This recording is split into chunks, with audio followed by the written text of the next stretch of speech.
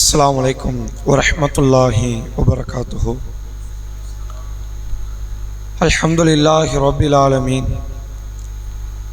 والصلاة والسلام على رسول الله وآله وصحبه أجمعين. கண்ணியத்திற்கும் பெருமதிப்பிற்கும் உரிய எல்லாம் வல்ல அல்லாஹ்வின் நல்லடியார்களே, அல்லாஹுடைய பேரருளால் சுபுகுடைய தொழுகையை ஜமாத்தோடு நிறைவேற்றிவிட்டு அல்லாஹுடைய ஆலயத்தில் அவனது மார்க்க செய்திகளை அறிந்து கொள்ள வேண்டும் என்கிற உயர்ந்த சிந்தனையில் நாம் அனைவரும் இந்த சபையிலே ஒன்று திரண்டிருக்கிறோம். வல்ல இறைவன் மனித சமுதாயத்தை எத்தனையோ பல அருள்களால் சூழ்ந்து இறைவனுடைய அருளின் துணை இல்லாமல் மனிதர்களால் வாழ்வதற்கல்ல மூச்சு விடுவதற்கு கூட முடியாத வகையில் பல லட்சக்கணக்கான கோடிக்கணக்கான அருள் வளங்களை இந்த மனிதர்களுக்கு அதிகமாக அல்லாஹ் வழங்கியிருக்கிறான். வல்ல இறைவன் குர்ஆனிலே சொல்கிறான், வஇன் தஉது நிஅமத்தல்லாஹ், அல்லாஹுடைய அருளை நீங்கள் என்ன முயற்சித்தால் லா துஹ்ஸூஹா, அதை உங்களால் எண்ண முடியாது என்கிற அளவிற்கு இறைவன் ஒவ்வொரு அடியாருக்கும், அவர் முஸ்லிமாக இருந்தாலும் காஃபிராக இருந்தாலும் கருப்பராக வெள்ளையராக எந்த மொழி பேசக்கூடியவராக இருந்தாலும் அல்லாஹ் அருள் புரிந்திருக்கிறான் என்று குர்ஆன் சொல்கிறது.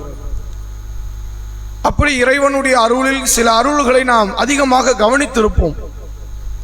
நம்முடைய உடல் ஆரோக்கியம் சார்ந்த அருள்களையோ அல்லது பொருளாதாரம் சார்ந்த அருள்களையோ, இது இல்லைன்னா நம்முடைய நிலைமை ரொம்ப கஷ்டமாக இருந்திருக்கும் என்று அந்த அருளை குறித்து நாம் அதிகமாக விளங்கி வைத்திருப்போம். சில அருள் நமக்கு இது அருள் என்றே நமக்கு தெரிந்திருக்காது. அதை சகஜமாக நாம் பயன்படுத்தி இருப்போம், ஆனால் இதை அருளாகவே நாம் கணக்கிட்டு இருக்க மாட்டோம். அப்படி அல்லாஹ் அருள் என்று சொன்ன ஒரு முக்கியமான ஒரு காரியம்தான் ஆடை என்பதை குறித்து அல்லாஹ் பேசுகிறான். குர்ஆனில் சூரா அல் அஹ்ராஃப் என்ற 7வது அத்தியாயம் 26வது வசனத்திலே அல்லாஹ் பேசுகிறான், யா பனி ஆதம் கத் அன்சல்னா அலைக்கும் லிபாஸை யுவாரி சௌஆத்திக்கும் வரீஷா, ஆதமுடைய மகனே, உன்னுடைய வெட்கத்தலத்தை மறைக்கக்கூடிய ஆடைகளையும் அலங்காரங்களையும் அல்லாஹ் உங்களுக்கு அருளி இருக்கிறான்.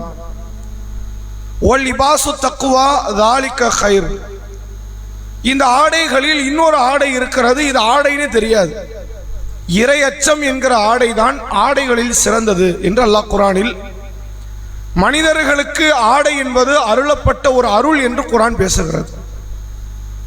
நாம் பல நேரங்களில் இதை அருளாகவே பார்ப்பது கிடையாது. அல்லாஹுடைய ரசூல் அவர்கள் புத்தாடை அணியும் போது ஒரு பிரார்த்தனை கற்றுத் தருகிறார்கள். சில நேரங்களில் ஆடைகள் இற்று போய் அது கிழிந்து வேறொரு ஆடை போட்டுத்தான் ஆக வேண்டும் என்ற நிலை வரும்போது புத்தாடை என்ற ஒரு கலாச்சாரத்தில் இருந்தோம். ஒரு ஏழ்மையினுடைய காலம்.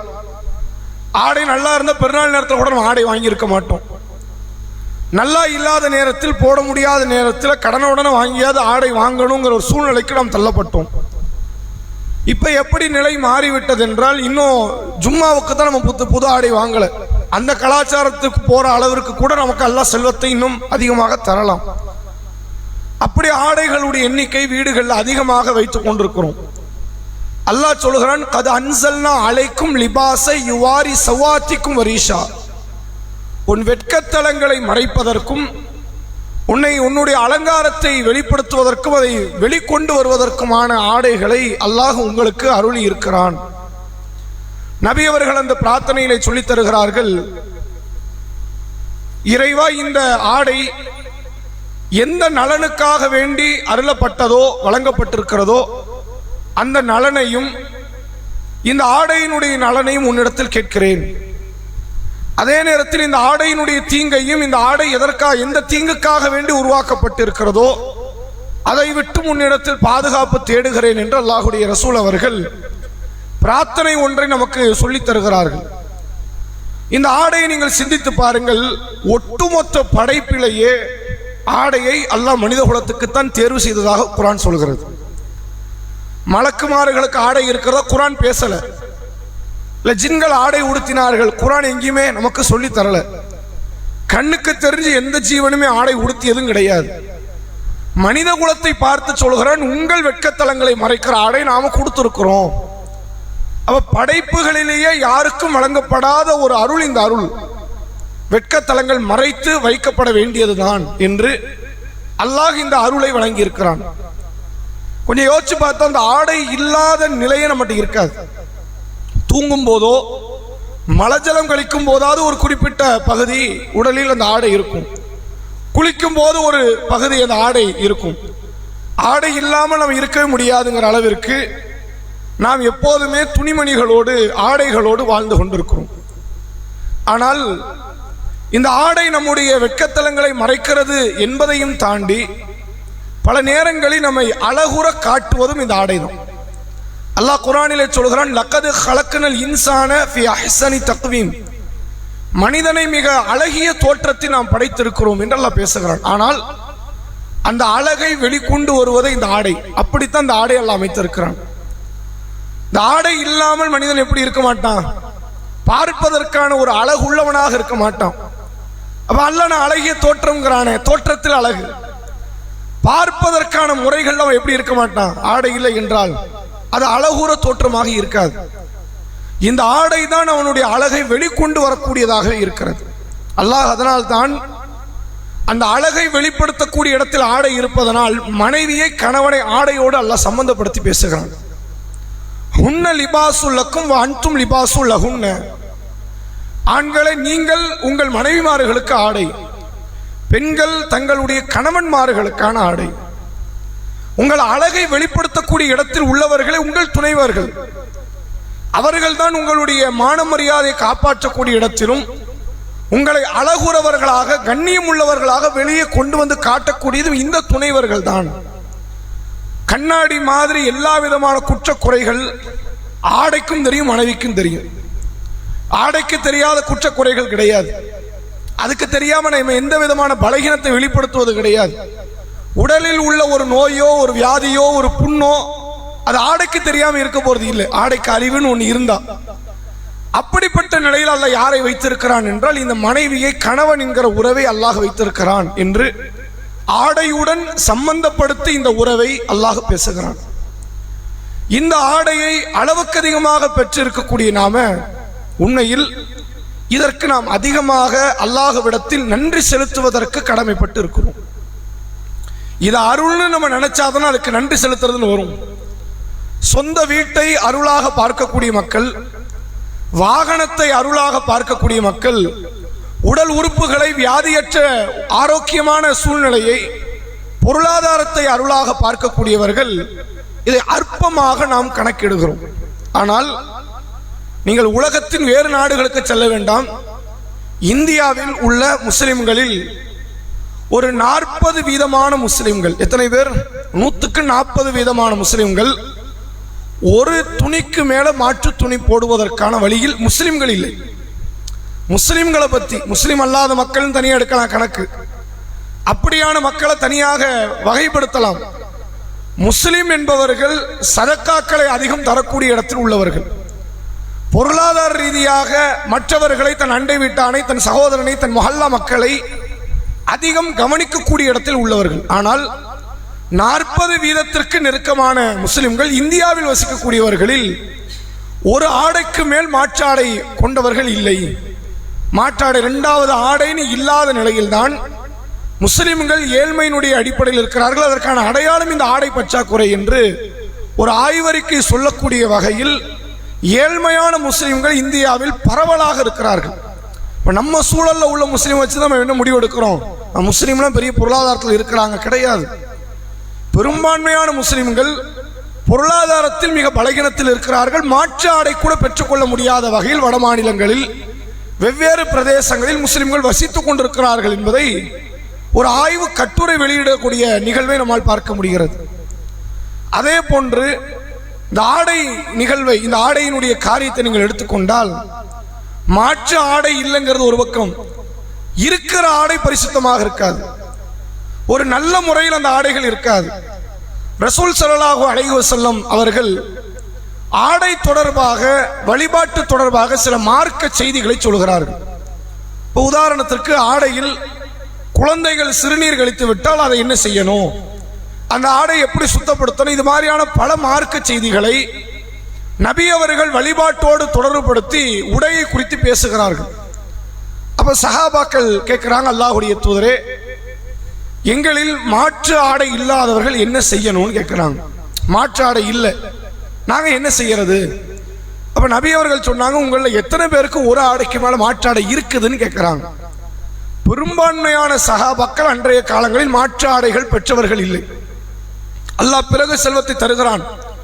நபியின் மரணத்தை எல்லாம் தாண்டி பிறகு அடுத்தடுத்த கலிஃபாக்களுடைய ஆட்சி காலத்தில் பொருளாதாரம் வழிந்தோடுகிறது.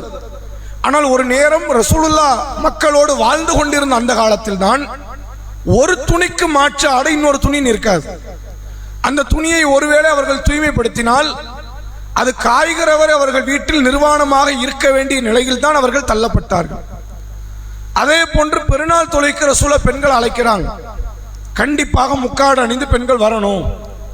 எங்களில் ஒரு பெண்ணுக்கிட்ட முக்காடு இல்லைன்னா நிலைமை என்னன்னு கேட்கிறாங்க. முக்காடு இல்லாத பெண்களும் சமுதாயத்தில் இருந்தார்கள்.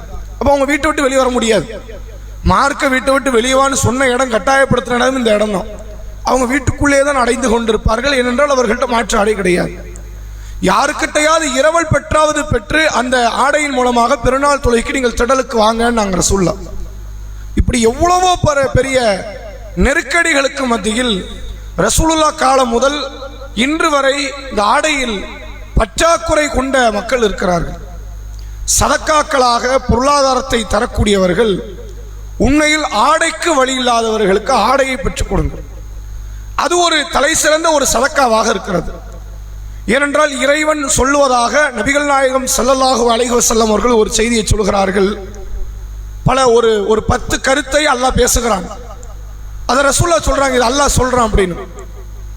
அல்லாஹ் நேர்வழி காட்டாதவர்களை தவிர அனைவரும் வழிகேடர்கள். அல்லாஹ் உணவளிக்காதவர்களை தவிர அனைவரும் பசித்திருப்பவர்கள். அல்லாஹ் ரப்புல் ஆலமீன் உடை அணிவித்தவர்களை தவிர மற்றவர்கள் அனைவருமே நிர்வாணமாக இருப்பவர்கள். இந்த ஆடைகளை பெற்றுக்கொண்டு அதை வண்ண நிறத்தில் நம்முடைய கலருக்கு ஏற்றவாறு, நம்முடைய சூழ்நிலைக்கு ஏற்றவாறு, தகுதிக்கேற்றவாறு உடுத்துகிற இந்த ஆடைகளை நாம் புரிந்து கொள்ள வேண்டும். இது அல்லாஹ் தந்த ஆகப்பெரிய அருள். ஒருவேளை இந்த அருளில் அல்லாஹ் சுருக்கத்தை ஏற்படுத்தி விட்டால், ஒரு நெருக்கடி அல்லாஹ் தந்து விட்டால், அது எவ்வளவு பெரிய பாதிப்பை ஏற்படுத்தும் என்பதை நீங்கள் சிந்தித்து பாருங்க. யாராவது பழைய ஆடையை எங்களுக்கு சின்னதா போயிடுச்சு, இனிமேல் போட முடியாது, அல்லது வீட்டில் வைக்க இடம் இல்லை, அப்படியான ஆடையை தரமாட்டார்களா என்ற எண்ணத்தோடு வாழக்கூடிய மக்களும் இருக்கிறார்கள்.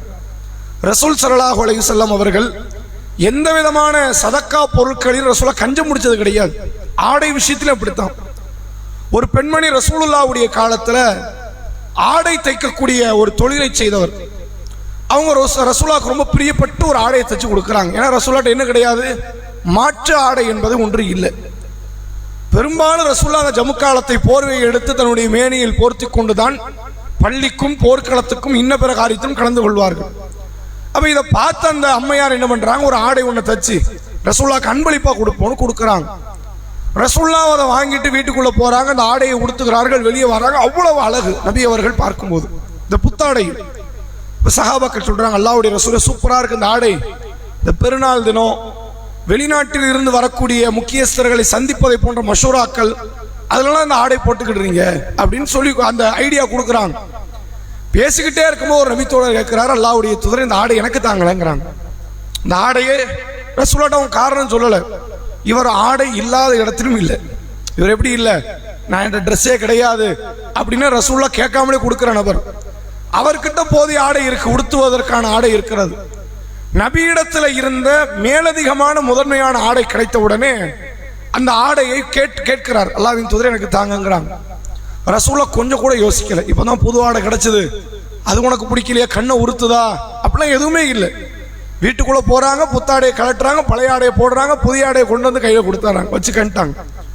ஒரு வார்த்தை கேட்கல, ஏன் கேட்ட, என்ன ரீசன், உன்ட்ட ஆடை இல்லையா அப்படின்னு எதுவுமே கேட்கல, கொடுத்துட்டு ரசூலுல்லாஹ் போயிட்டாங்க. சஹாபாக்கள் கேட்கிறாங்க, ரசூலுல்லாஹ்ட்ட இருந்தது இப்ப புது ஆடை ஒண்ணு கிடைச்சது, நம்ம நபி கிட்ட எது பேசலாம் முடியாது, நீங்க கொடுக்காதீங்கன்னு சொல்ல முடியுமா, நம்ம நபிகிட்ட சொல்ல முடியாது. அவங்க முடிவெடுக்கிறதுக்கு தான் அவங்க கட்டுப்படணும். அப்போ அவங்க கொடுத்துட்டாங்க. கண்டிக்கணும், யாரை தான் கண்டிக்கணும்? ஒன்றை தான் கண்டிக்கணும். நீ ஏன் கேட்ட? கொடுப்பாங்கன்னு தெரிஞ்சதானே கேட்ட, ஏன் கேட்ட அப்படிங்கும்போது அவர் சொல்றாரு, இல்லை என்னுடைய கஃபனாக இந்த ஆடை இருக்கணும்னு ஆசைப்படுறேன். இது இந்த முறை மட்டும் இல்லை, இதே மாதிரி அல்லாஹ்வுடைய ரசூல் அவர்கள்ட்ட அப்துல்லா இப்னு உபை இப்னு சலூல் என்று அழைக்கப்படுகிற ஒரு நபித்தோழர் வரார். நமக்கு எல்லாரும் அப்துல்லா இப்னு உபை இப்னு சலூல் என்ற நயவஞ்சகன் தெரியும். அந்த நயவஞ்சகனுடைய மகன் பேரும் அப்துல்லா, வாப்பா பேரும் அப்துல்லா, மகன் பேரும் அப்துல்லா. இந்த மகன் சஹாபி, அல்லாஹ்வுடைய ரசூலை உளமாற நேசித்த, இறை மார்க்கத்துக்காக வேண்டி பல அர்ப்பணிப்பு மிக்க காரியங்களை செய்த ஒரு சஹாபி. வாப்பா எப்படி? நயவஞ்சகர்களுக்கே தலைவர், நரகத்தினுடைய அடித்தட்டை உறுதி செய்து விட்டு மௌத்தான ஒருவர். அப்ப அவர் மௌத்தா போயிட்டார். ஊர் உலகத்துக்கு எல்லாருக்கும் தெரியும், அவர் போற காரியமோ செய்த செயல்களோ எதுவுமே ஏற்புடையது கிடையாது, மன்னிக்கக்கூடிய குற்றமே கிடையாதுங்கிற அளவிற்கு. ரசூலுல்லாஹ் கிட்ட இந்த அப்துல்லா ரத்தியல்லான் அவர்கள் மகன் கேட்கிறாங்க, அல்லாஹ்வுடைய தூதரே, எங்க வாப்பா மௌத்தா போயிட்டார், ரெண்டு கோரிக்கை நீங்க கொஞ்சம் செஞ்சா நல்லா இருக்கும். முதல் கோரிக்கை, உங்க ஆடையை தாங்க எங்க வாப்பாக்கு கஃபனை உடுத்தணும்னு ஆசைப்படுறேன். ரசூல்லா ஆடையை உடுத்தினா எனக்கு கபர் தண்டனை கிடைக்காதுன்னு அர்த்தமா? கிடையாது. நீங்க ஆதம் நபி ஆடையை வாங்கி உடுத்தினாலும் சரி, நீங்கள் செய்த செயலுக்கு ஏற்ற கூலியை கபரிலும் மறுமையிலும் நீங்கள் அடைந்து கொள்வீர்கள் என்று மார்க்கம் சொல்லுது. அவருக்கு ஒரு பிரியம், உங்க ஆடையில எங்க வாப்பாவை கஃபன் இட்டு அடக்கம் பண்றது எனக்கு பிரியம், நீங்க தாங்கங்கிறாங்க. ரசூலா யோசிக்கல. அந்த நேரத்தில் வேறு ஒரு பழைய மாற்றாடை ஒன்று வைத்திருக்கும் போது அந்த நேரத்தில் இருந்ததனால் மாற்றி ரசூலா கையில கொடுத்துட்டாங்க. போட்டிருந்த ஆடையை கையில கொடுத்தாச்சு. ரெண்டாவது கோரிக்கை, எங்க வாப்பாவுக்கு ஜனாசா தொழுகை வைங்கிறாங்க. மகன் என்ற இடத்துல இருக்கும்போது அவர் அந்த இடத்துல கேட்பது அது யதார்த்தம். ரசூலுல்லாஹ் அந்த நபருடைய சொர்க்க வாழ்க்கையை கருத்தில் கொண்டு தொழுகைக்கு போறாங்க. உமர் ரலியல்லாஹு அன்ஹு தடுக்கிறாங்க, அதையும் மீறி தொழுகிறாங்க. பிறகு இறைவனால் இந்த இடம் கண்டனத்திற்குரியதாக அல்லாஹ் காட்டி தருகிறான் என்பதை பார்க்க முடிகிறது. இப்படி ரசூலுல்லாஹ் உணவு ரீதியான சதக்காக்களை மட்டும் செய்தார்கள் என்று அல்ல, உடை ரீதியான சதக்காக்களையும் கேள்வி கணக்கு இல்லாமல் ரசூலுல்லாஹ் கொடுத்திருக்கிறாங்க. ஏன் எதுக்கெல்லாம் கேட்கல, கபூர்ல போய் மண்ணாக போற உடம்பு தானே, அந்த உடம்புக்கு ஒரு ஆடை தேவையா? சரி, அப்படியே ஆடை வேண்டும் என்றாலும் ஒரு பழைய ஆடை எதுவும் கொடுத்துடக்கூடாதா? உங்கள்கிட்ட அவர் போட்டிருக்கிற ஆடையில கொண்டு போய் கஃபன் போடலாமா இல்லையா? ரசூலுல்லாஹ்வுடைய காலத்துல உமைர் என்று அழைக்கப்படக்கூடிய, அதாவது ரசூல் ஸல்லல்லாஹு அலைஹி வஸல்லம் அவர்கள் காலத்தில் ஒரு நபித்தோழர் முஹாஜிர்களாக இருந்து உஹது யுத்தத்திலே கொலை செய்யப்பட்ட, ஷஹீதாக்கப்பட்ட நபித்தோழர். அதே போன்ற ஹம்சா ரலியல்லாஹு அவர்கள், முஸாப் இப்னு உமைர் என்ற இந்த நபித்தோழரும் ஹம்சாவும் ஒரே யுத்த களத்தில் கொல்லப்பட்டவர்கள். ரெண்டு பேருமே ஒரு காலத்தில் பெரிய பணக்காரர்கள். இருவருக்கும் கபர் குழியிலே ஜனாசாவை இறக்கும் போது மாற்று ஆடை கிடையாது. இருக்கிற ஆடையை கிழித்து அந்த ஆடையை கொண்டுதான் அவர்களுக்கு கஃபன் இடப்படுகிறது. தலையை மறைத்தால் கால் தெரியும், காலை மறைத்தால் தலை தெரியும் என்ற நிலையிலெல்லாம் சஹாபாக்கள் அடக்கம் செய்யப்பட்டிருக்கிறாங்க. அப்ப அந்த ஆடையை கொடுத்தியே என்ன பண்ணலாம்? கஃபனாக மாற்றிக்கொள்ளலாம். ரசூலுல்லாஹ் அந்த ஐடியா கொடுத்திருக்கலாம். ஆனாலும் தன்னுடைய ஆடையை ரசூலுல்லாஹ் கழட்டி கொடுக்கிறாங்க. ஏனென்றால் இதை ஒரு அருள் என்று உணர்ந்து கொண்டார்கள் அல்லாஹ்வுடைய ரசூல். இது எங்கெல்லாம் மக்கள் கேட்கிறார்களோ அந்த இடத்திலெல்லாம் அல்லாஹ்வுடைய தூதர் அவர்கள் அள்ளி வழங்கி இருக்கிறார்கள், தன்னிடத்தில் இருப்பதை எல்லாம் கொடுத்திருக்கிறார்கள் என்பதை பார்க்க முடிகிறது. இதை அருளாக உணர்ந்து அல்லாஹ்விடத்தில் இந்த ஆடைக்காக வேண்டிய நன்றி செலுத்துவதற்கு நாம் கடமைப்பட்டிருக்கிறோம் என்பதையும் தாண்டி, யாருக்கு உண்மையில் மாற்று ஆடை வழி இல்லாதவர்களாக இருக்கிறார்களோ, புத்தாடைகள் போடுவதற்கு வழி இல்லாதவர்களாக இருக்கிறார்களோ, அவர்களுக்கு ஆடையை பெற்றுத் தருவதும் கூட ஒரு தலை சிறந்த சதக்காக்கள். வெறும் உணவாக மட்டும் தந்து அல்லது வேறு வேறு உபகரணங்களாக மட்டும் தருவதை விட மாற்று ஆடை அற்றவர்களுக்கு ஆடைகளை பெற்றுத் தருவது, செருப்பு இல்லாதவர்களுக்கு செருப்பை வாங்கி கொடுப்பது, இது போன்ற சதக்காக்களில் நம்மால் முடிந்த அளவிற்கு ஈடுபடுவோம் என்பதை இந்த தருணத்தில் நினைவுபடுத்தியவனாக என்னுடைய உரையை நிறைவு செய்கிறேன். வாஹிர் தஅவானா அல்ஹம்துலில்லாஹி ரப்பில் ஆலமீன். அஸ்ஸலாமு அலைக்கும் வரஹ்மத்துல்லாஹி வபரகாத்துஹு.